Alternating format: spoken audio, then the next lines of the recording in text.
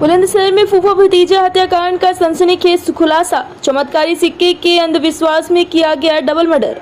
हत्या के आरोप में राजू का नौकर और उसका साथी गिरफ्तार। मृतक राजू गर्ग के नौकर ने अपने दोस्त के साथ मिलकर की थी राजू और सुधीर की निर्मम हत्या। चमत्कारी सिक्का प्राप्त करने के लिए ऋषभ ने अपने दोस्त के साथ मिलकर की थी राजू गर्ग और सुधीर गर्ग की निर्मम हत्या।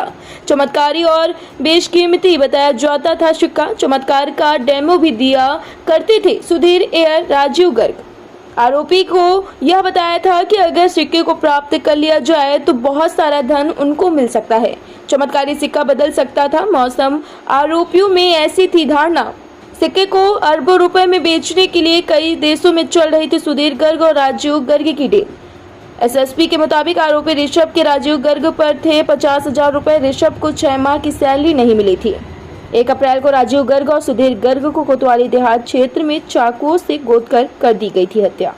लोक भारती डिजिटल से सुरेश भाटी की खास रिपोर्ट। खुलासा किया गया है, 2 लोगों को गिरफ्तार किया गया है। क्या घटना के पीछे का कारण रहा और क्या रिकवरी की गई?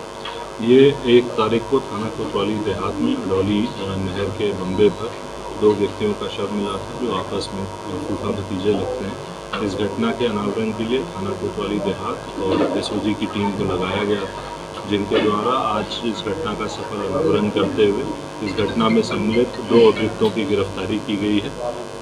इसमें ये बात प्रकाश में आई कि जो मृतक हैं उनके दुकान पर ही काम करने वाला एक लड़का है ऋषभ करके, वो और उसका साथी तनु, इन दोनों ने मिलकर के इनके साथ ये हत्या की घटना करी।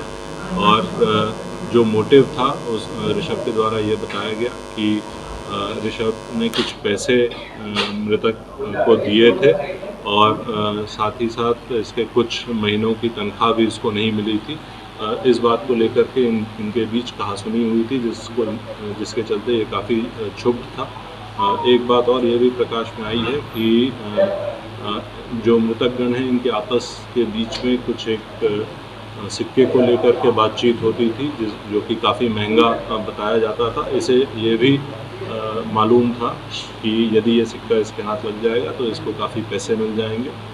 इन सब के चलते इसने अपने साथी के साथ मिलकर उनको नहर के बंबे पर ले जाकर उन पर चाकुओं से वार करके उनकी हत्या कर दी गई।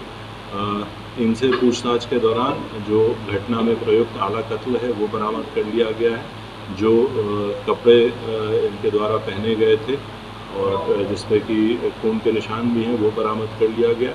जो मृतक की स्कूटी थी जिसको कि घटना करने के बाद इनके द्वारा नहर में फेंक दिया गया था वो भी इनके निशानदेही पर बरामद कर लिया गया। सर, सिक्के को लेकर कोई अंधविश्वास की बात आई है? अंधविश्वास की सिक्के को देखिए, एक कुछ लोग थे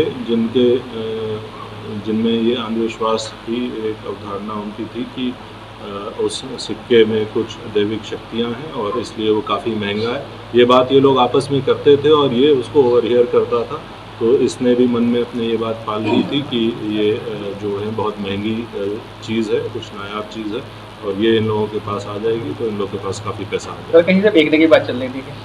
जो इससे संबंधित एक ग्रुप है जो कि इसमें विश्वास रखता है, उनके कुछ लोग थे जो कि इसको बेचने की भी बात कर रहे थे और इंडिया ही नहीं, इंडिया के बाहर के ग्राहकों से भी बात कर रहे थे।